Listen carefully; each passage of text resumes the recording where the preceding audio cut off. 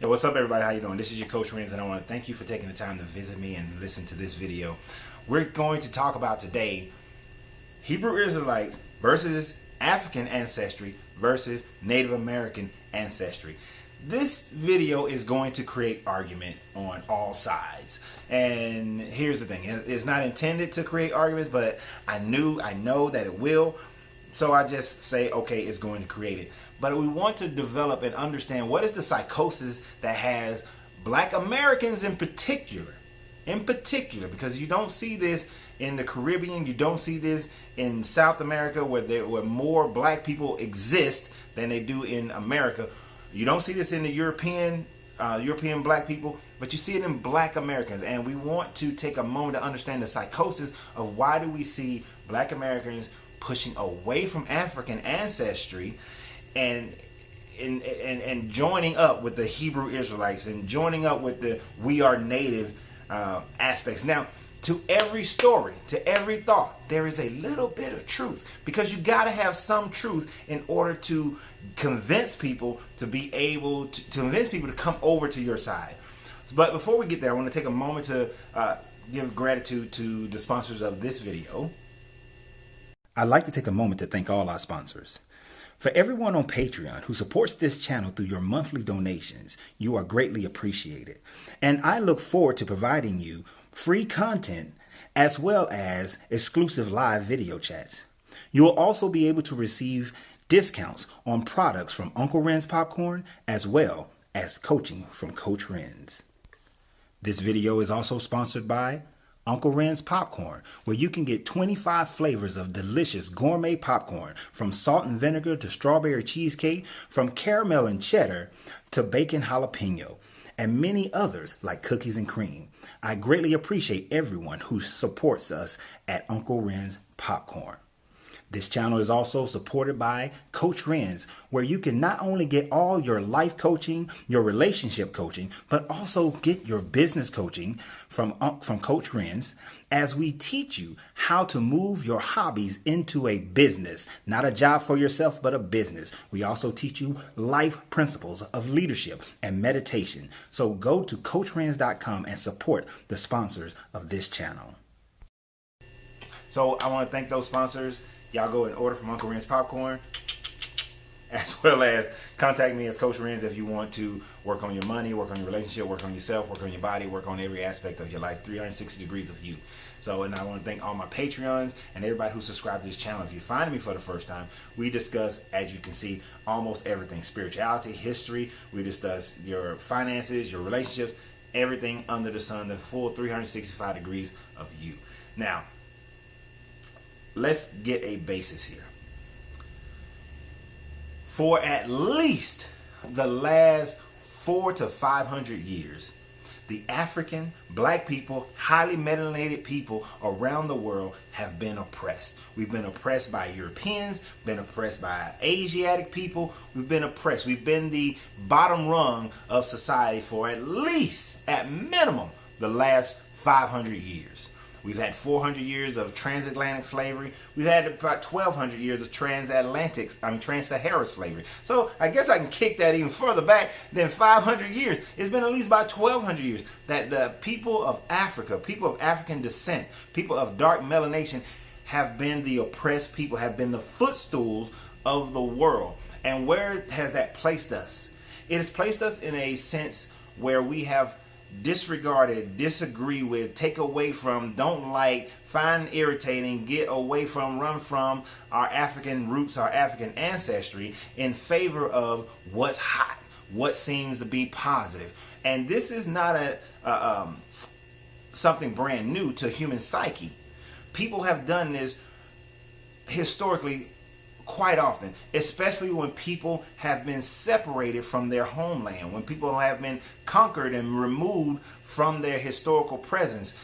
One of the reasons why the Chinese still maintain their Chinese connection, their Chinese pride, their Chinese loyalty, their Chinese all the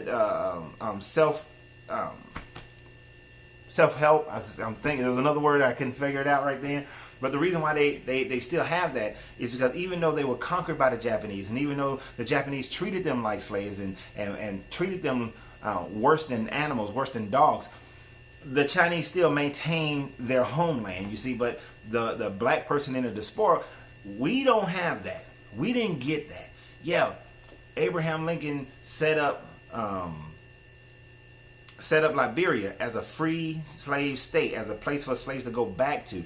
But they set it up as a puppet regime. They were set up to fail.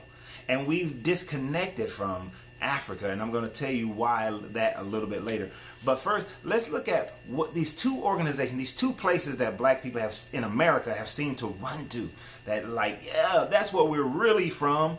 We're not from Africa. We didn't come over on slave ships. That's not us. We did come over on slave ship, but we're going to start with the Hebrew Israelite. We did come over on slave ship, but we are God's chosen people.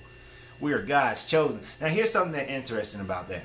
The idea of being God's chosen people, and I did a whole video about how that is one of the worst situations, worst thought processes that creates so much division and separation amongst people, that increases this era of superiority, that we have this egocentric mindset. I did a video about how claiming God's chosen people is a horrible thing, and I'll try to link it up at the end of this video. If it's not there on the first video, when the video first comes out, it'll be there a few days later. But the fact that you want to be God's chosen people first, you've bought into the narrative of a religion that actually didn't belong to you. A religion that is relatively brand new. If you think about it, Judaism, Hebrew Israelites, Christianity, Islam, they're all brand new, right? They're not old. There are religions far more ancient than those. Zoroastrians, far more ancient. Egyptians, far more ancient. African ancestry, far more ancient. Ifa, far more ancient. Greek, Roman, far more ancient. Hindu, Buddhist, Tao, Shinto, more ancient, older religions than Christianity, Islam, Judaism, any of those religions. Even, and I'm going to talk about this later on, even if you went to the pre-Adamic, even you took the Hebrew story as 6 days, that what was created on the 6th day, and then what was created thereafter in the garden, you're still talking about that there were things around before yours. But to claim to be God's chosen people, so you want to latch on to that. That's a good marketing idea. That's something that you want to hold on to. And I know that people are going to say, well, according to the Bible. Well, I can say according to the Vedics, according to the Quran, according to the Bhagavad Gita. You know, I can according to a whole bunch of books that are good spiritual books, that are good philosophy books, according to. And if I wrote a book and said, well, God said that the people of Atlanta are God's chosen people, and God said it, and God told me, and these are God's word, and I'm inspired by God, 500 years from now, that's God's word. Because I wrote it, and I said it, and I claimed it. So anybody can claim it. Just because it was claimed long time ago and there's nobody alive today to dispute it, doesn't mean it's true. Doesn't mean. But some truth is always part of it. So the Hebrew Israelites, one of their biggest claims is that there were Hebrews in Africa, in West Africa, Northern Africa, at the time frame of the African slave trade. And this is true.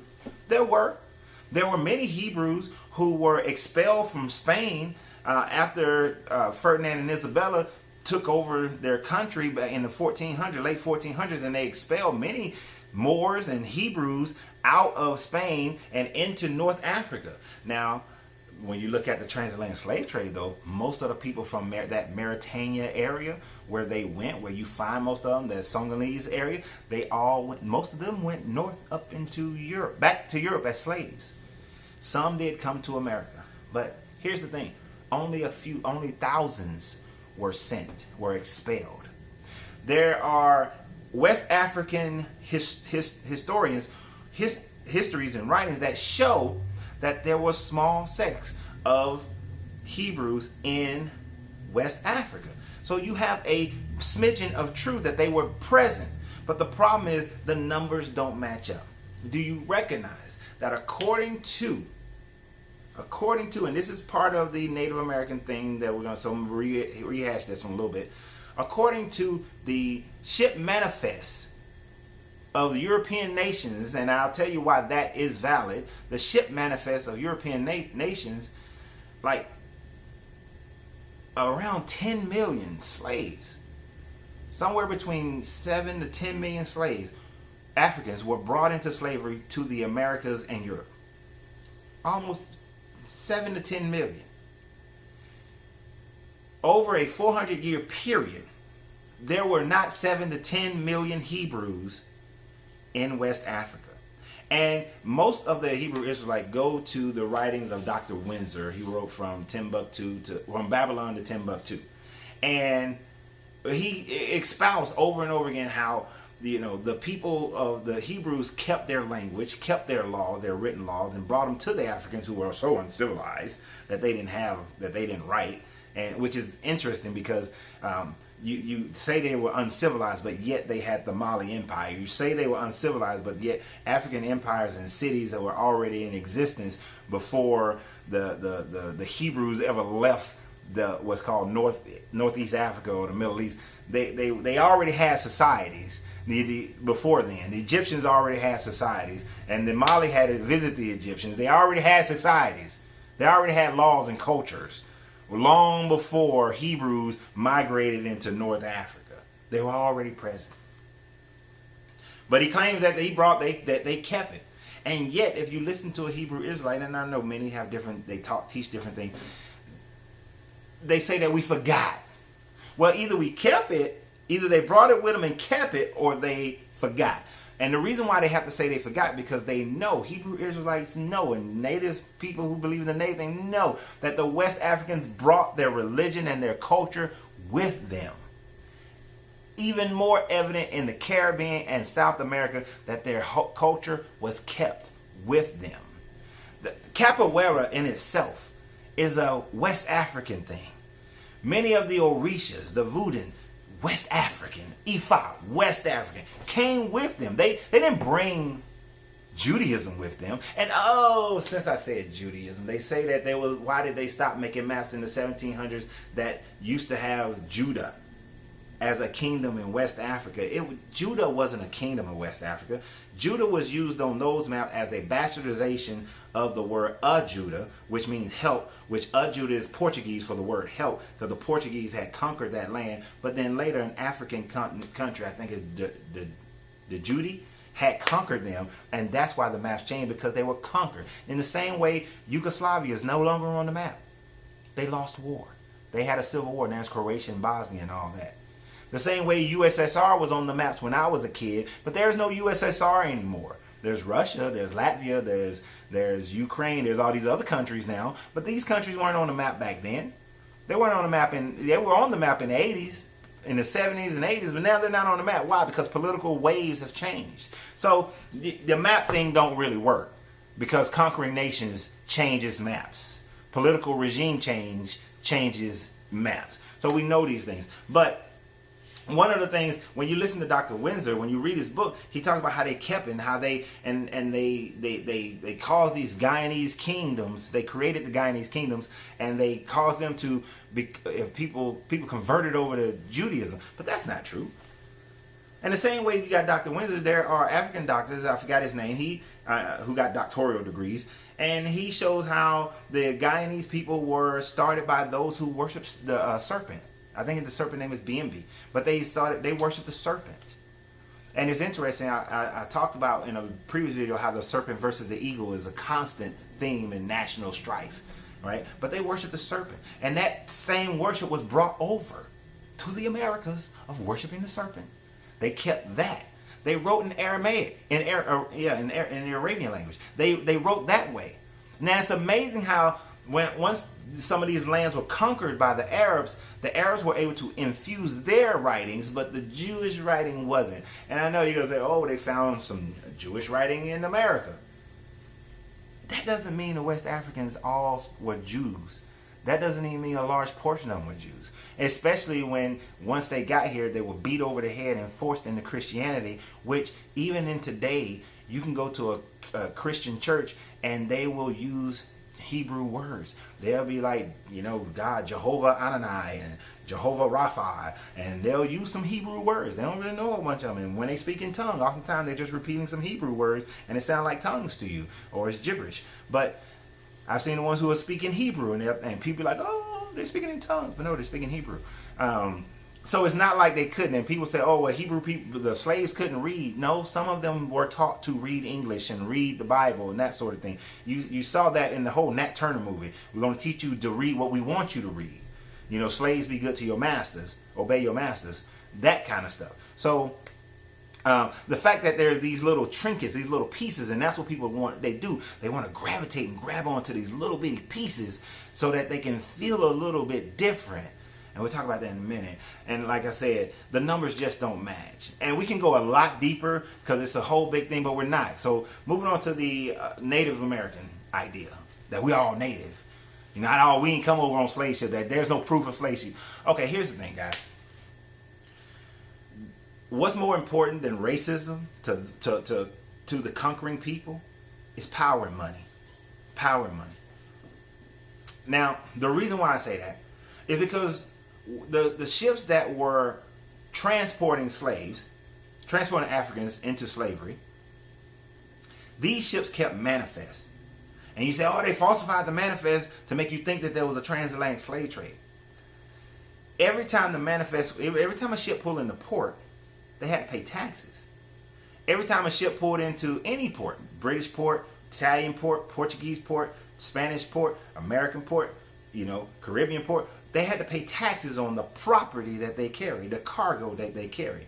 Those cargo also had to be accounted for because they take the cargo and sell them. Now, we have plenty of documentation showing slave sales from cargo ships and the number and there's boys and women and men and ages and that sort of thing, or guess ages of the people who were, being sold. And all those, they had to pay taxes because taxes equal money.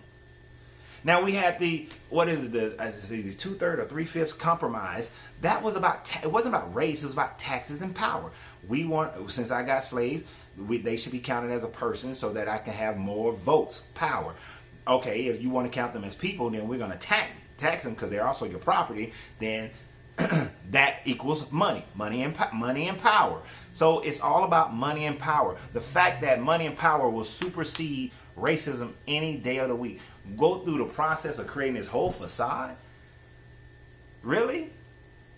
Now it's about money and power. So and then the influx of people just don't match up with the numbers of people that was already here and the decimation that happened to the natives that was already here. But even before that, let's go a little bit further in time, because people of the Native American thing, one of the things they like to do is pull out these pictures and they'll show that I look like somebody from the Cherokee tribe or the Sioux tribe or somebody like that, and that there were black people in there. Of course there were black people in there. Many slaves ran away and they hid with the natives. The natives would take them in and they knew how to hide in plain sight. I mean, think about it. Florida was a slave state, but many black people joined the Seminole Indians, and those Seminole Indians, they intermixed and they interbred. And so of course there are Native American people, when photography came out, that look like me because they've had 100 years plus of interbreeding from slaves who ran away and joined those native tribes. The Seminoles were able to fight wars in Florida against the Spanish and the Americans for a very long time. They were able to fight multiple wars. You had the Cherokee Indians, to which my grandmother is a part of. My grandmother on my mother's side had a lot of Cherokee Indian in her family genealogy. But that didn't negate the fact that there was black people from Africa in there as well, because there was a lot of intermixing. You had 400 years of time frame from 1492, from the first time that Columbus got over here and took some Tainos back over to Europe and showed that they were dark-skinned people. They were pieces of truth. They were dark-skinned people that he took. But yes, they brought black people over here too. And yes, they intermixed with the native. And that's why you have a lot of, Pharrell looks like this Native American person. Yeah, they do. But there's even more reason why they do.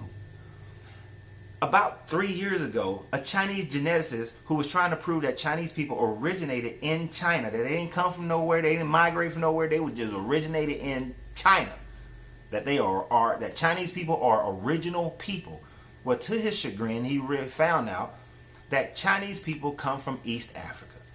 There have been so many migrations. The Sumerians, the Egyptians, they show you, and in their records say that there were migrations of people from Africa for 65,000 years ago, 120,000 years ago, that they migrated from Africa into China 125 years ago. Then another wave at 65,000 years ago migrates into Asia and into Europe again. And they migrate. And then they show, the Chinese records show a group of people, a large group of people migrating from China to the Americas. And yes, they showed them being black. And these ancient Chinese were black. And they showed them going over into the Americas. And then about 25,000 years ago, you had a Chinese emissary who said, I want to go find those people who left 30,000 years ago and went across the Bering Straits. We're going to go find them. And they came over and they found them. And they're like, oh, shoot. Y'all look black and we look different now because of adaptation to living in this mountainous region. And y'all look different, but they knew of each other and they interbred. And that's how on the west coast of America you have more of a red man look. But they didn't migrate themselves as far as into the Caribbean and to the East Coast. So they were darker over there. So you have some level of truth. But even in that truth, they still first came from Africa. They aren't native to America. Nobody was created here in America. It was there, Africa, and came over. And then, yes, they intermixed with the transatlantic slave trade. To say that you're 100% native would be bullshit. Because I guarantee you that if you go to the reservations, they're not letting you in. You're not getting a little taste of that casino money. It's not going to happen, buddy. Try it. See what happens. So, just because they got these little pictures and that sort of thing, it doesn't necessarily work out. And you still got to go back to Africa, whether you go the migration route or the transatlantic slave trade. And the idea that the transatlantic slave trade didn't happen, there's no way you get this many black people in South America without it. Okay, there's no way you get this many black people in the Caribbean and in the Americas without it, because based on the native population, the native population was decimated. If you say that there was no transatlantic slave trade and it was all just the native people that was here, then at the end of the Civil War, over 2 million were freed from slavery just in America. Now, mind you, in the Americas, cargo manifests only show about 500,000 came to North America, right? Only about 500,000. Now, you did have some that came from the Caribbean into America later, but only about 500,000 came directly to America, right? Now, if with all the disease that was given over to the native, the blankets and the wars and the divine manifestation, there weren't enough to have a number of just them by themselves of over 2 million at the end of slavery that were just in the southern states. That's not counting all the other black people that was in the northern states, in Canada, and in the western territories. It's not counting all of them. If you start counting all of them, we get way more than 2 million. So you didn't have those numbers. So it just doesn't add up. But why does this happen? Why does this happen? Well, one thing, we like to pick and choose out of timelines. We like to grab this one little point and we like to say, this is us. We'll grab this one point. This is us. And I'm going to give you a bone. Then this is mainly for the Hebrew Israelites, actually. You Hebrew Israelites can actually claim pre-Adamic. Pre-Adamic. That's pre-Adam. That according to the book of Genesis, there was the 6th day where God created man and woman, male and female, told them be fruitful and multiply and replenish the earth. Now, you can say that was a type of man. Maybe that's your African that was in sub-Saharan Africa, that was in the Apsu that Enki created. Maybe that was your African then, and that they were because they found, we see ancient civilizations down in southern Africa that are 200,000 years old. Maybe that's them. That's the pre-Adamic man. But the men of God is the one that was made after the 7 days when the Garden of Eden was created, and then bam, he put Adam in there, and then he bam took the rib out and made Eve, and that's the children of God, and all of you come from that Adam, that line of Adam, up into Seth, Seth, Abel didn't have kids, but Seth, and then Seth line into Noah, and then the flood, and then Noah's kids, and they supposedly spread all over the world. And now, if you think about that, now see, the whole flood thing, then if you go into that one, you have to say that everybody on the whole planet was destroyed. So even the pre-Adamic man was dead and gone. So there's no pre-Adamic man at that point. And then the children of Noah, those are the ones who created everybody that's on the planet today. So then that would mean that everybody on the whole planet are the children of Israel. Everybody on the planet are from the Adamic line. Everybody's from Noah. Everybody's from Noah's children. So then God's chosen people is still everybody. Dang. I was gonna go with you on that one, but if you go by the pre-Adamic thing, then that really don't work either. It really doesn't work. So where does that leave us? That leaves us with a truth. The truth is, anytime that there is an oppressed people, anytime there's a victor, the victor's going to write the story, the narrative to fit them. The victor's going to write a story to keep them on top and to keep those who were oppressed on the bottom. The black man must remain the footstool of the Caucasian man, the white man. If you listen to the video I published before this one, where I talk about white people represent fire, black people represent water, they have a difficulty coexisting, working with each other. They fight. One must rule over the other. Water either going to put out the fire, or the fire is going to evaporate the water. One of the two. So we have this situation where for the last 1,200 years, but definitely for Europeans, the last 500 years, the black man has been the footstool. You have doctoral people with doctoral degrees, who once wrote that the black man was intellectually and physically inferior to the white man. The whole thing with Hitler and the Olympics with Jesse Owens was to prove that the Aryans were far more superior than anybody else. And here's this black man running them out the gate, running them out of their own stadiums. So you have this idea that we got to push this thought process and keep these people down. And if we don't, then those people might rise up. So we got to change their history.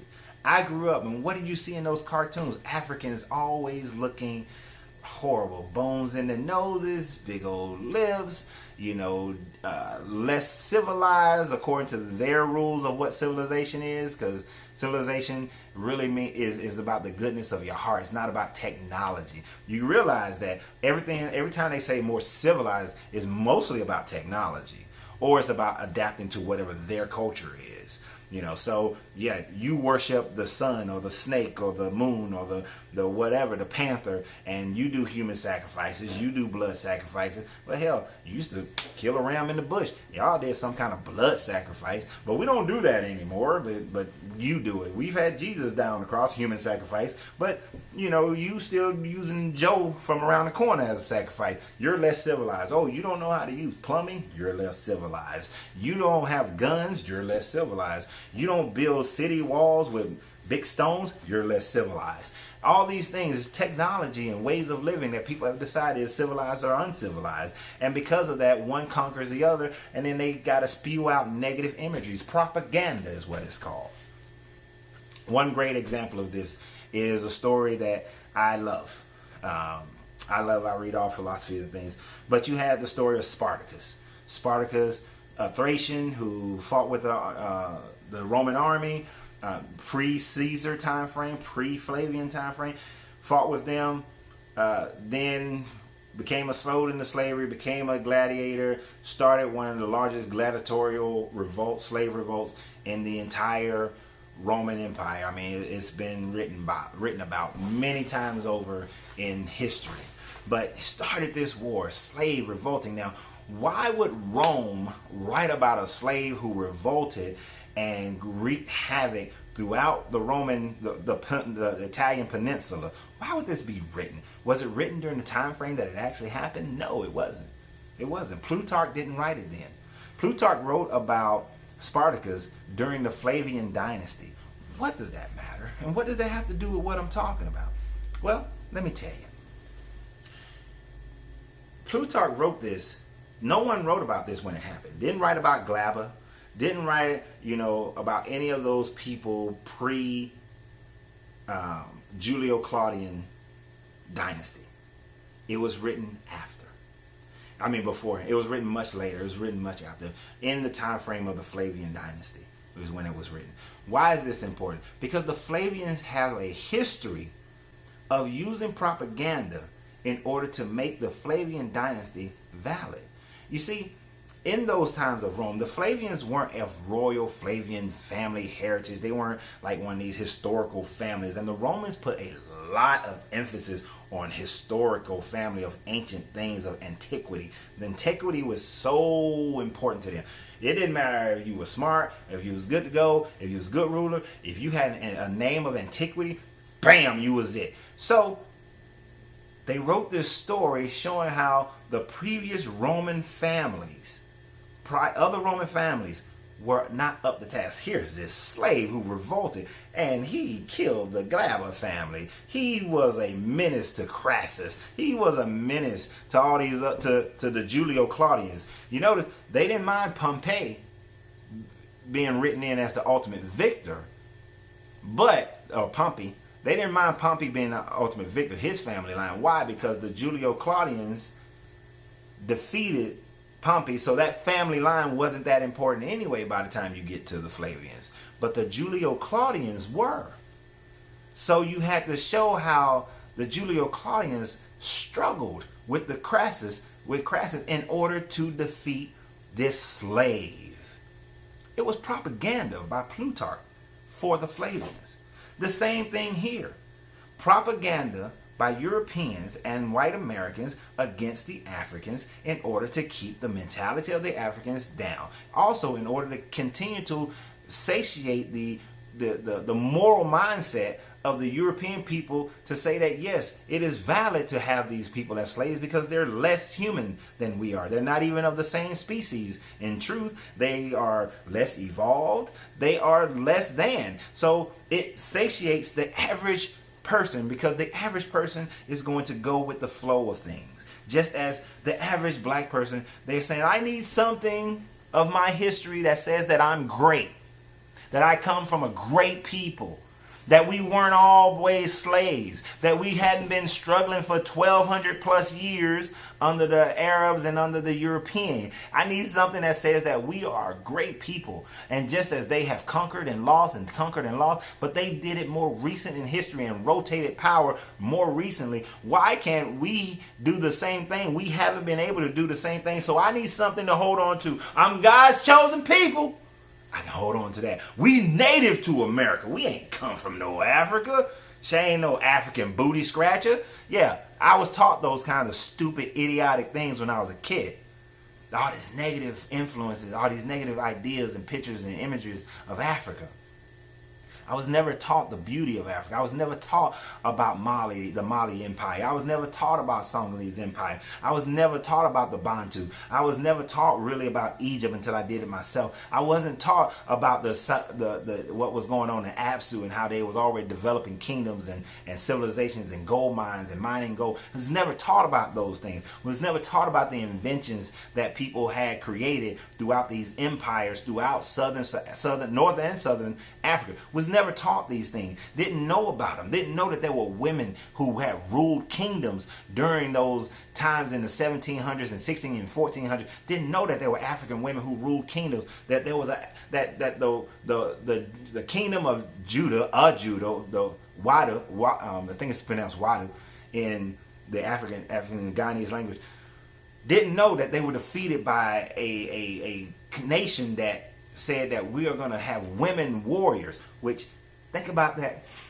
That's Wakanda, women warriors, that we weren't taught those things. You weren't taught that. You was taught that everybody was a slave, that everybody was bowing and scraping, that everybody was ignorant, that everybody was running around, that they was over-sexualized, that they were savages and that sort of thing. And here's Tarzan, white man, swinging through the jungle, and all the black folks running from him because they savages. And here's a white man, and he calling the animals, and the animals do what he say. You know, that's what the image that we was given. So of course, people are going to naturally run to all these other things that says that, no, you're not from that. You're from this. You're not from that. You're native here. You're God's chosen. So it's a psychosis of just not knowing. And most people are never going to do the research of not knowing that you do come from a great people. And the fact that your people survived through some of the worst times in history. You have to realize adversity is not always is not the negative thing. It's what you overcome from that adversity, what you learn from that adversity.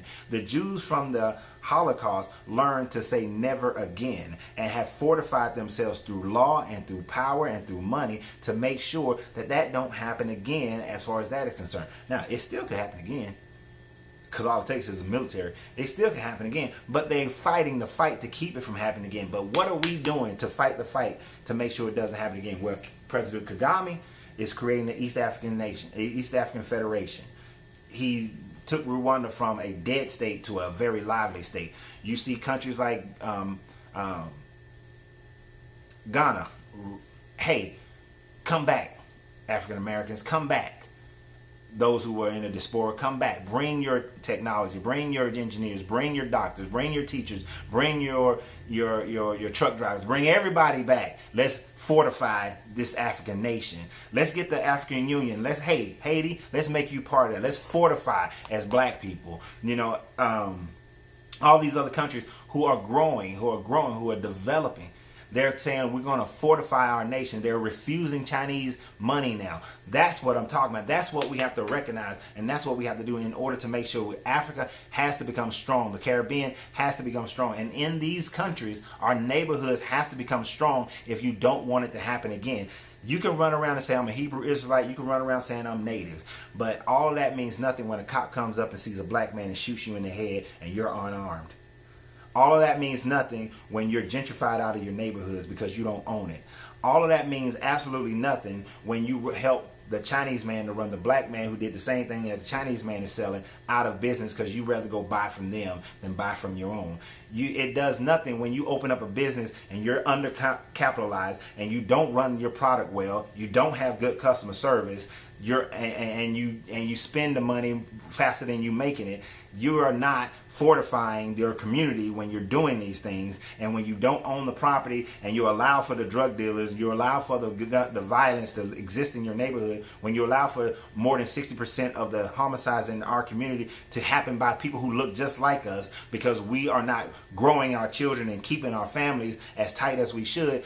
We have to fortify our neighborhoods, our communities, and countries of people who look like us, because those who will go against us don't give two shits about if you native or if you Hebrew Israelite. They see a black man and a black woman, and that's all that matters to them. And that's all that should matter to you. And all this fighting over whether you're a Hebrew Israelite or whether you native or whether you come from African ancestry don't mean a damn thing if all you're doing is getting massacred in the street and you are financially at the bottom of the heap. None of that matters. So y'all have a good day. Know that I always love you. Continue to support this channel through Patreon and through all other means. This has been your Coach Renz. And at the end of the day, you got to free yourself to be yourself, because your greatness is non-negotiable.